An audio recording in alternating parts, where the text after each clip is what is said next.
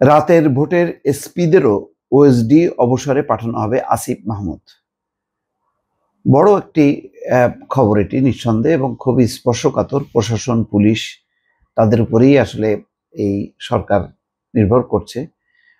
অধিকাংশ ক্ষেত্রেই শুধু এসপি কেন, নানান পর্যায়ের পদে আছে যারা 15 বছরের চাকরিতে আছেন। কতজনকে আর সরানো হয়েছে? অধিকাংশই সরকারের কোনো না কোনো আদেশ নির্দেশ পালন করেছেন, মানে স্বেচ্ছায় অথবা বাধ্য হয়েছেন। কিছুই করার নেই। তারা কোনো রাজনৈতিক কর্মী না যে তারা রিভোল্ট করবে, সেরকম রাজনৈতিক পরিবেশও ছিল না। যাই হোক, এখন তাদের অনিবার্য। এখন তারা যেভাবেই হোক খুনের সাথে জড়ায় গেছে। এখানে মাপ পাওয়ার কোনো কারণ নেই। আমি বলিও না যে তাদেরকে অব্যাহতি দেওয়া হোক, কিন্তু যেহেতু পুলিশ প্রশাসনিক কর্মকর্তা, এরকম আওয়াজ না দিলেও চলতো। মানে এগুলি পর্যায়ক্রমে আস্তে আস্তে আস্তে মানে শুদ্ধ করাটা ভালো ছিল আর কি।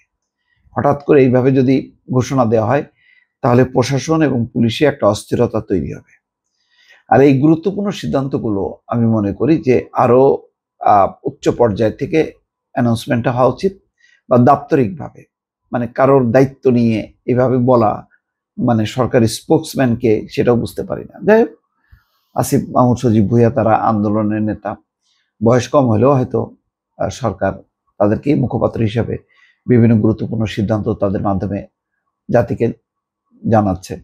যেমন এর আগে স্থানীয় সরকার নির্বাচন নিয়েও আমরা একটা বক্তব্য শুনলাম। আচ্ছা, এখানে বলছেন 2018 সালের রাতের ভোটের নির্বাচনে 64 জেলার দায়িত্বে থাকা পুলিশ সুপারদেরও ওএসডি, মানে বিশেষ ভারপ্রাপ্ত কর্মকর্তা বা ফোর্স রিটায়ারমেন্ট অর্থাৎ বাধ্যতামূলক অবসরে পাঠানো হবে। শুক্রবার ব্যক্তিগত ফেসবুক অ্যাকাউন্ট থেকে একটি পোস্টে আসিফ মাহমুদ কথা বলেন। বিগত বিতর্কিত 3টি জাতীয় সংসদ নির্বাচনে 14, 18, 24 সময় দায়িত্বে থাকা সাবেক ডিসিদের বাধ্যতামূলক অবসরে পাঠানো এবং ওএসডি করার বিষয়ে বৃহস্পতিবার সিদ্ধান্ত হয়। সচিবালয়ে সাংবাদিকদের ওই সিদ্ধান্তের কথা জানান জনপ্রশাসন মন্ত্রণালয়ের জ্যেষ্ঠ সচিব মোখলেসুর রহমান। এরপর আজ ফেসবুক স্ট্যাটাসে এসপিদের বিষয়েও এমন ব্যবস্থা নেওয়া হবে বলে জানালেন উপদেষ্টা আসিফ মাহমুদ। আসলে সরকার একটা সমন্বিত সিদ্ধান্ত থাকার দরকার।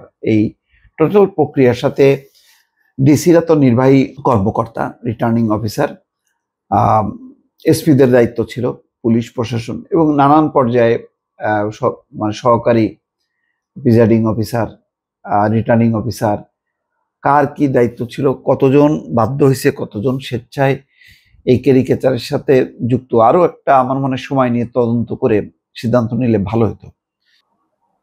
এখন কোনো উপায় নেই। এবং আমি বলছিলাম যে শুধু প্রশাসন টার্গেট হবে কেন, বাকি অন্যরা কোথায়?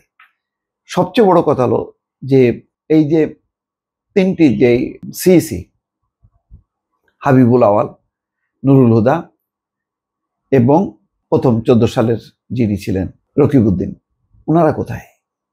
ওনারা কি দায়িত্ব মুক্ত হয়ে গেল? আগে তো উপর থেকে ধরার দরকার ছিল, এখন দেখি নিচ থেকে যাচ্ছে। দেখি এখন 2014 সালে জাতীয় সংসদ নির্বাচনে অর্ধেক প্রার্থী বিনা প্রতিদ্বন্দ্বিতায় নির্বাচিত হন। ওই নির্বাচনে বিএনপি সহ বেশিরভাগ দল অংশ নেয়নি। 2018 সালের নির্বাচনে নিবন্ধিত সব দল অংশ নিলেও ওই নির্বাচনে দিনের ভোট রাতেই হয়ে যায়। ওই নির্বাচন রাতের ভোট বলে পরিচিতি পায়। আর গত বছরের জানুয়ারিতে অনুষ্ঠিত দ্বাদশ জাতীয় সংসদ নির্বাচনে বিএনপি সহ অনেক দল অংশ নেয়নি। এই নির্বাচনে প্রতিদ্বন্দ্বিতা করা প্রার্থীদের বেশিরভাগই ছিলেন আওয়ামী লীগের নেতা। তারা দলীয় মনোনয়ন নিয়ে এবং স্বতন্ত্র প্রার্থী পরিচয় দিয়ে নির্বাচনে অংশ নেন। এই হচ্ছে অবস্থা। দেখা যাক শেষ পর্যন্ত কি দাঁড়ায়। ভালো থাকবেন। আল্লাহ হাফেজ।